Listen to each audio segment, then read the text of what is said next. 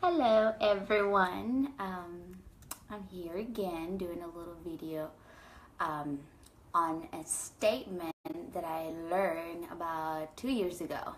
And that statement or that question is, what if there's nothing wrong with you? And this comes mainly from the teachings of Michael Bernard Beckwith. Most of you know that I teach one of his classes at a wellness center in Costa Rica. And when I learned this piece of his content, of the teachings that he teaches, it really revolutionized everything, because mostly in the self-help community or in the personal development community, we are always striving to change, to fix, let's be better, let's let's always look within and see what's wrong there. Not everyone, but it's a tendency, and I know it's been a tendency in my life. It's like, what's next? What's, where else do I need to look within? And that's a beautiful thing. I think it's part of the evolution, the expansion. But words are very important. The way that we communicate with ourselves is very, very important. And when we are saying there's something wrong with me, there's something that I need to fix about me, we are denying some universal truths, or the truths of our beingness here on earth.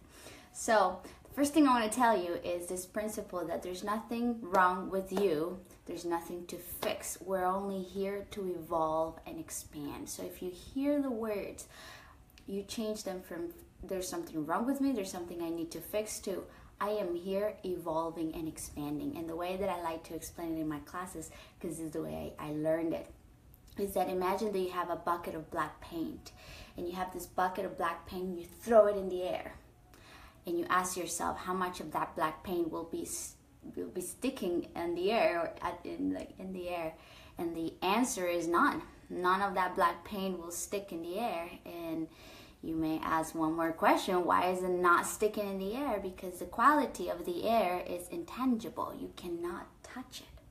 So if we go back to the principle that we are spiritual beings having a human incarnation, you are not this body, you have a body. You're not this mind, you have a mind, or you have a brain. You are consciousness, you are soul, you are spirit. So the essence of your soul is intangible. We know we have one. We know that we're spiritual beings, but you cannot touch it. It's a knowing.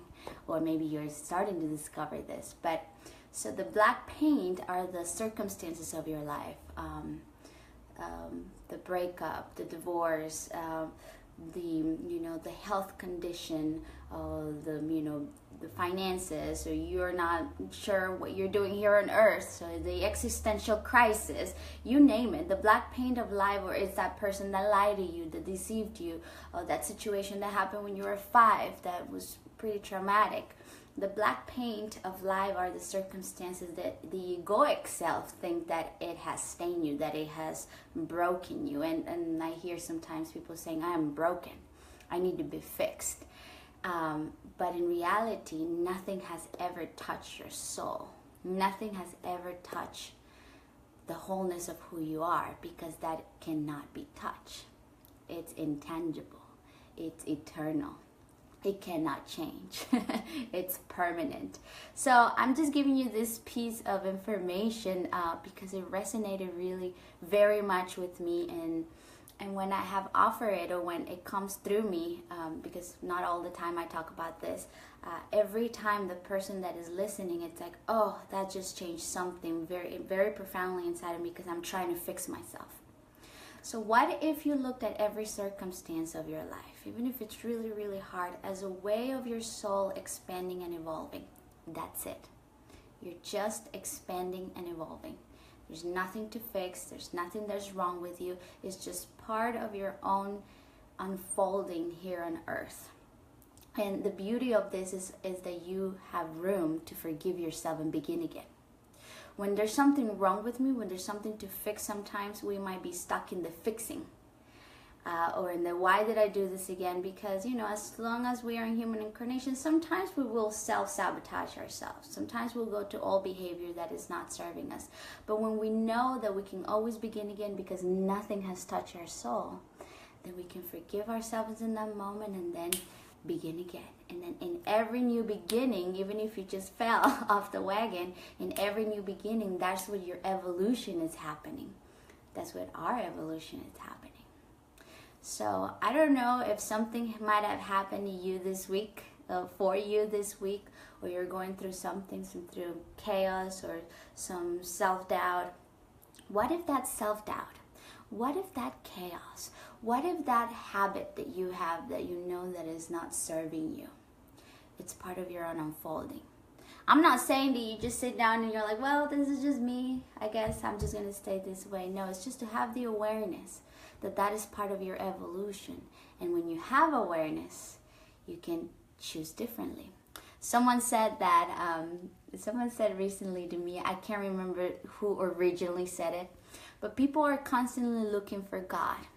And what they don't know is that God is in the power of choice. That God is in that moment of choosing.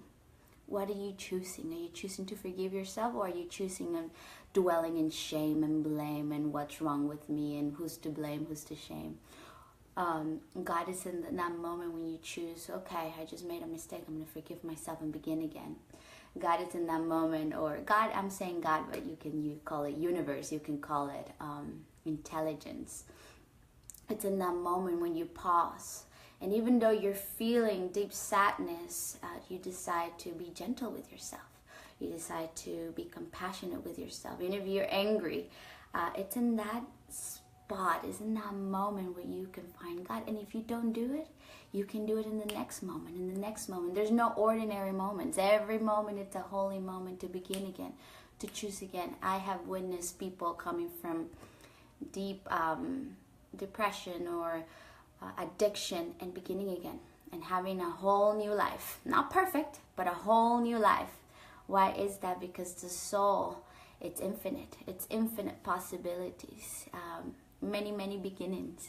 So again, I would like to say this is not a journey of perfection. This is a journey of unfolding and progress. The egoic self wants to be perfect. Let's just do everything perfect. But what if we had that awareness that when we just made a mistake, we said something that we didn't feel proud of saying, or did something that we knew better? Okay, it's an opportunity for me to forgive myself and begin again. Now I know better. And now I'm unfolding. I'm expanding. I hope I just explained myself. I just felt very inspired to talk about this because I know that most of the people that are going to be seeing this video are passionate about personal development and spiritual development. But let's not forget that we are whole and complete already. And that in this human incarnation, we are evolving and expanding just like the universe does that. The universe is in constant expansion. But if you look at expansion in the universe, or at least that's what metaphysicians have said, the expansion of the universe is happening like the breath. Inhale and exhale. Inhale, exhale, expansion, contraction, expansion, contraction. Just like a bird flies. It opens the wings and it contracts the wings. It opens the wings, contracts the wings. So, how do I apply this into my life? Well, sometimes we feel great. Oh my God, life is so good. I feel so organized. I feel so clean and clear and things are going well. But sometimes, whew, this is not a good day. But it's in here where we get to evolve too. This is not going backwards. This is not a mistake. This is just life. And then the other day you do this, and then another day you do this. And when we learn how to embrace this inhalation and exhalation, expansion and contraction, I feel life doesn't get perfect, because if it was perfect, maybe it would be boring. But life gets to be a dance. It gets to be something beautiful to observe and be curious about. It gets to be a beautiful lesson of wisdom. So I just wanted to say that to you. Let me see what messages I've got. See, Gwen Moore, thanks for this beautiful reminder. Beautiful. You're welcome, Gwen. Such a good message. Thank you, David. Thank you, thank you. And thank you for sharing this video after I do this, because I've seen you've done that. I highly appreciate that. I already know this video is going to be exactly what I need right now. Amelia. Hi, Amelia. Yes, I know. It's a good reminder for all of us. I tell you, I have to remind myself all of the time, mostly because I do what I do. I'm a coach and I'm a speaker and I wrote a book, and then every day I'm encountered that I have to applied exactly what I'm teaching. Exactly what I'm teaching is what life, it's like, okay, you're talking about freedom, here's a lesson for you to practice freedom. You're talking about wholeness, here's a lesson for you to go back to wholeness. So I just love that we're all remembering together. Isn't this great? You're welcome, buddies. You are welcome. I have to get your book. Yes, yes, get my book. It's on PDF too on my website in case you want to get it as an ebook, or I can just send it to your home. Just go to my website, paolacastrocoaching.com. It's there, and it's on Amazon. But anyway, so if you have any questions about this, if you might have like the ego, it's like, well, wait a minute, but this was really wrong. I'm arguing with this. Just put your question there or your comments down, and I will be back will write back to you as soon as I see your comment. I love you, everyone, and thank you for watching. Share this video, give the thumbs up so that more people can see it. Maybe you know a friend that is in constant trying to fix and change themselves, so maybe you can share this video with them. It could be a good reminder for them. So do that, and have a wonderful, wonderful Saturday. Goodbye.